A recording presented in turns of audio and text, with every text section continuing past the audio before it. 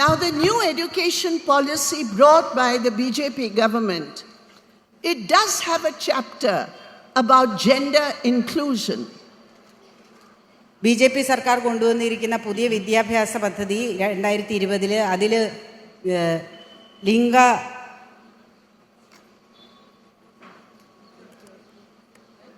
Inclusion ലിംഗനീതി ഉൾച്ചേർക്കൽ gender inclusion എന്നുള്ള ഒരു വിഭാഗം കൂടിയുണ്ട്.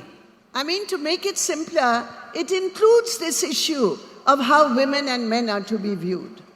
But if you look at their culture, the culture being promoted by these extreme forces using religious and religious tradition to determine cultures, there you will find a conflict and a contradiction between gender inclusion and what we understand by gender inclusion.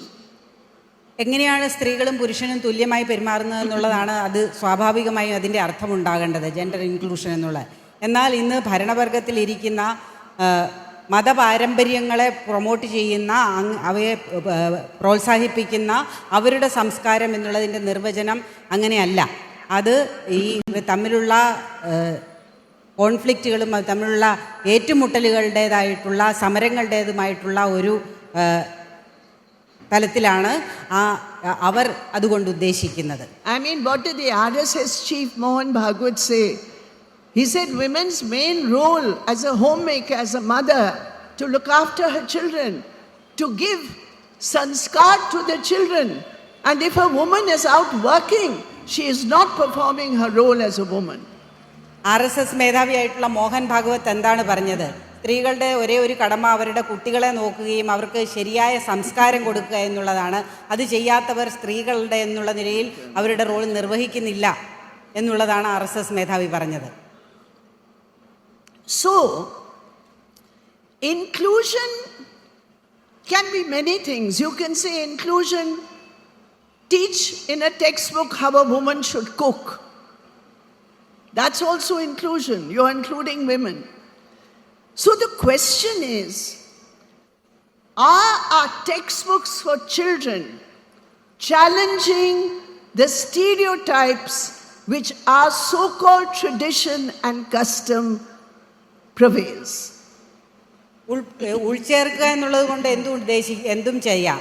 ഭക്ഷണം പാചകം ചെയ്യേണ്ടത് എങ്ങനെയാണ് എന്നുള്ളതും ഒരു ഉൾച്ചേർക്കലാണ്. എന്നാൽ നമ്മുടെ പുസ്തകങ്ങൾ നിലവിലുള്ള വാർപ്പ് മാതൃകകളെ ചോദ്യം ചെയ്തുകൊണ്ട് എങ്ങനെയാണ് ഒരു സമൂഹം ഉണ്ടാകേണ്ടത് എന്നുള്ളത് പറയുന്നുണ്ടോ എന്നുള്ളതാണ് ചോദ്യം. Then another question is, in India we have gender studies centers. After so many struggles of women's movements, there are approximately 159 gender studies centers across India. നമ്മുടെ നാട്ടിൽ ഒരുപാട് ലിംഗപദവി പഠന കേന്ദ്രങ്ങളുണ്ട്. ഇന്ന് വിവിധ സമരങ്ങളുടെ ഭാഗമായിട്ടാണ് ഈ പഠനങ്ങൾ തന്നെ ആരംഭിച്ചത്. ഇന്ന് ഇന്ത്യ ഒട്ടാകെ 159 സ്ത്രീ പദവി പഠന അല്ലെങ്കിൽ ലിംഗപദവി പഠന കേന്ദ്രങ്ങൾ നിലവിലുണ്ട്. However, these centers require funding. When the first BJP government was established, Murli Manohar Joshi was the education minister at that time. He said, why do you need gender centers? You should have family centers. Why separate men and women and gender relations? Teach women how to run their families. So one move was made to change gender centers into family centers. We fought against that. That did not happen. The gender centers still exist, but there is no money for them. UGC is not giving any money which is required to run the gender centers. ഈ ലിംഗപദവി പഠന കേന്ദ്രങ്ങൾ അവ നടത്തിക്കൊണ്ടുപോകാൻ fund ആവശ്യമുണ്ട്. എന്നാൽ ഇതിനു മുമ്പും ഈ fund ആവശ്യപ്പെട്ട് ചെല്ലുമ്പോൾ മുരളി മനോഹർ ജോഷി കേന്ദ്രത്തിൽ മാനവവിഭവശേഷി മന്ത്രിയായിരിക്കുന്ന സമയത്ത് അദ്ദേഹം ചോദിച്ചത് എന്തിനാണ് ഇങ്ങനെ ഒരു പ്രത്യേക ലിംഗപദവി പഠനം, ഒരു ഫാമിലി അല്ലെങ്കിൽ ഒരു കുടുംബ കേന്ദ്രം പോരെ, സ്ത്രീകൾ എങ്ങനെയാണ് ഒരു കുടുംബം നടത്തിപ്പോകുന്നതെന്ന് അവർക്ക് പഠിപ്പിച്ചാൽ മതിയല്ലോ എന്ന്. എന്നാൽ അതങ്ങനെ നടത്താതിരിക്കാൻ വേണ്ടി സ്ത്രീ പ്രസ്ഥാനങ്ങൾ സമരം ചെയ്യുകയും അതിൻ്റെ ഈ ലിംഗപദവി പഠന കേന്ദ്രങ്ങളെ അകത്ത് നിലനിർത്താൻ തയ്യാറായിട്ടുണ്ട്. എന്നാൽ അവ നടത്തിക്കൊണ്ടുവരാനുള്ള ഫണ്ട് ഇപ്പോൾ ലഭ്യമല്ല. UGC അവയ്ക്ക് ഫണ്ട് ലഭ്യമാക്കുന്നത് നിർത്തിയിരിക്കുകയാണ്. And within that, the way a Dalit woman is viewed, the way an Adivasi woman is viewed, entirely imbued with a casteist sense, those are stereotypes which we have to challenge and break.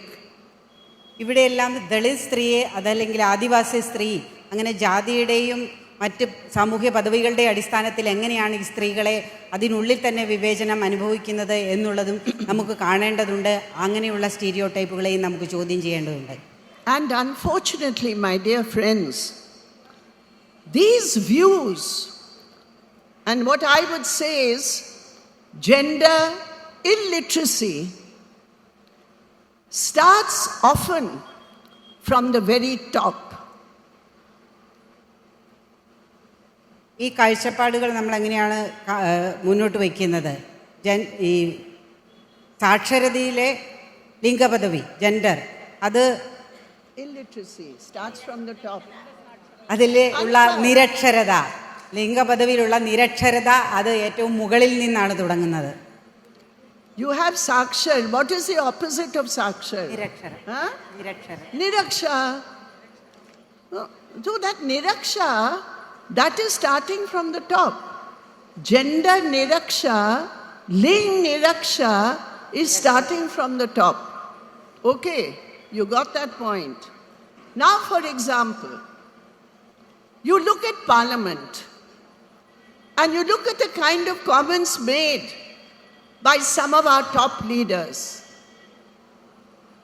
ഈ ജെൻഡറിനെ കുറിച്ചുള്ള നിരക്ഷരത ഏറ്റവും മുകളിലാണ് ഏറ്റവും അധികം ഉള്ളത്.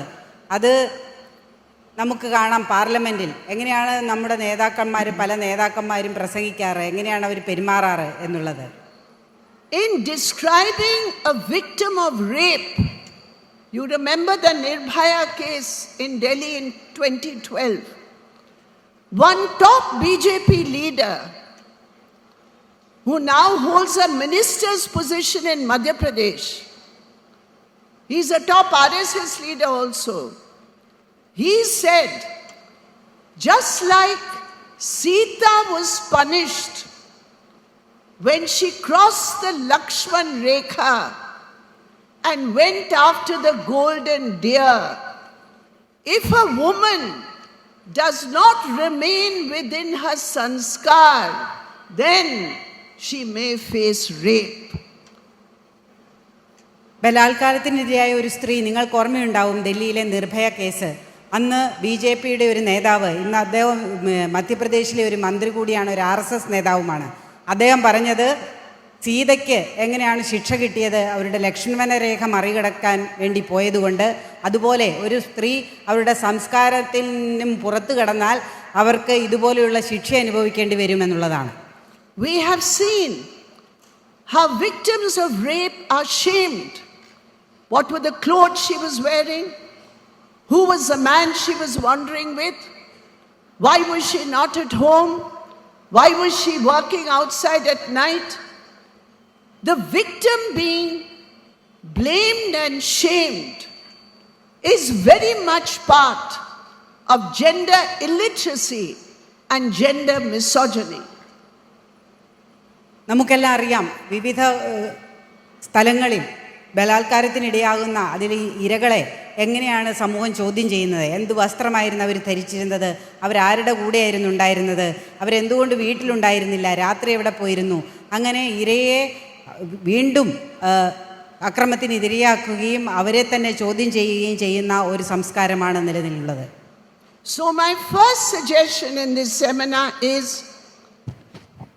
we should suggest to the Speaker of Parliament and to the speakers of all state assemblies in the training programs for MPs and MLAs, first have a class on gender literacy for the leaders who are elected of India. എൻ്റെ ഒന്നാമത്തെ നിർദ്ദേശം ലോക്സഭാ സ്പീക്കറോടും അതുപോലെ തന്നെ എല്ലാ രാജ്യത്തെ അസംബ്ലികളിലുള്ള സ്പീക്കർമാരോടും MLA-മാർക്കും MP-മാർക്കുമുള്ള ട്രെയിനിങ്ങിൽ ഏറ്റവും ആദ്യം കൊടുക്കേണ്ടത് ജെൻഡർ സാക്ഷരതയാണ്. അതിൽ ഉൾച്ചേർക്കുകയാണ് വേണ്ടത്.